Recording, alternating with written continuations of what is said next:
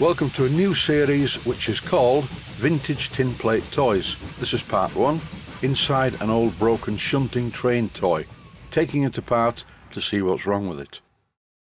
I was born in 1953 and tinplate toys were very popular when I was young. They're not quite so popular these days because really they're quite dangerous, the parts are sharp, and we do live in an entirely different society. I've just bought this one via eBay, and I paid the princely sum of £50 for it. Here I am taking it out of the box, and as you can see, it's in pretty good physical condition. This particular tinplate toy was made in Germany, I believe, by a company called Arnold. At this stage I'd like to mention that I am not a collector of these things. I bought this because it's reminiscent of a toy I had when I was a child, not like this one but quite similar. This of course is a Clockwork toy, and the large key sticking out of the roof at the left-hand side is a dead giveaway. First of all, you press down this lever which locks the mechanism and then you wind it up. And as with most things like this that are clockwork, you must not overwind the mechanism. To wind this particular toy it takes a while, but eventually the key will turn no more. All you then have to do is release the lever to start the motor. Then this happens.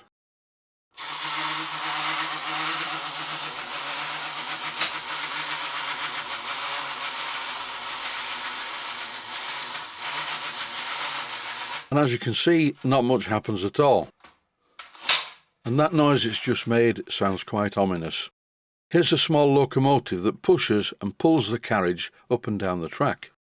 I quite like the way the tab in the centre of the locomotive looks like the steam dome. This holds the locomotive onto the operating mechanism.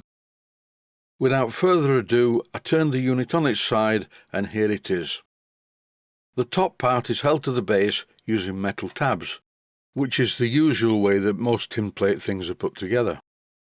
All I have to do to remove the locomotive is straighten the tab on the top of it. To do that, I'm just using a pair of pliers.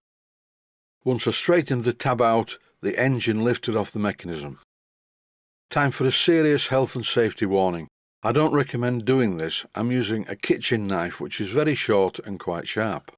As you can see, I'm bending back the tabs that hold the top part to the bottom part, and the point of the knife goes into the slot. Whilst doing this job, it's a really good idea not to commit suicide with a sharp knife near your arm. This clip makes it look like the knife is quite close to me, but it isn't, it's an optical illusion. I find this very small kitchen knife ideal for this job. It's thin enough to fit in the slot in the metalwork and makes bending these tabs very safe and straightforward. These Arnold tinplate toys were made in Germany before the war. I think this one is more modern. When I look at the painted vehicles on the side, the whole thing has a 1950s to 1960s feel. I may be wrong here, but as always, I'm sure some expert viewers will put me right on this. This is what I found inside, and the reason that it doesn't work properly. It's a complete bodge. It's supposed to have a cloth belt, not a crappy piece of cardboard with sellotape on it. This is why the toy didn't work properly. The clockwork mechanism via a chain drives one of the wheels that moves the belt. And unfortunately, since this repair was carried out, too many people have tried to move the engine and it's done some damage to the clockwork mechanism. With the belt removed, I thought I would wind up the unit and just run it, but it did this. It was quite funny. The pressure of the spring suddenly being released made the engine house fly across the room. I don't think it's supposed to do that, and if you look closely you'll see why it did it.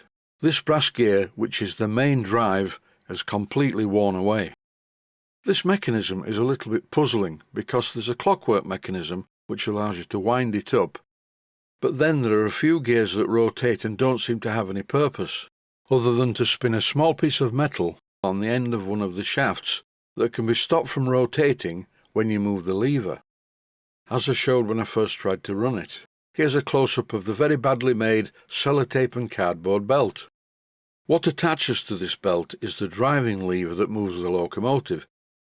Here it is after I removed it, and there's still some bits of cardboard stuck to it. I find the construction of this a little bit bizarre. Just look at the substantial driving chain.